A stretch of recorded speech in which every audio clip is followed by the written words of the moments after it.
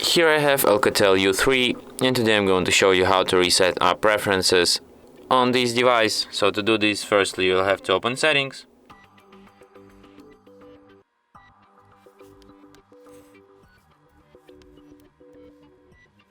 Then you have to enter Apps section.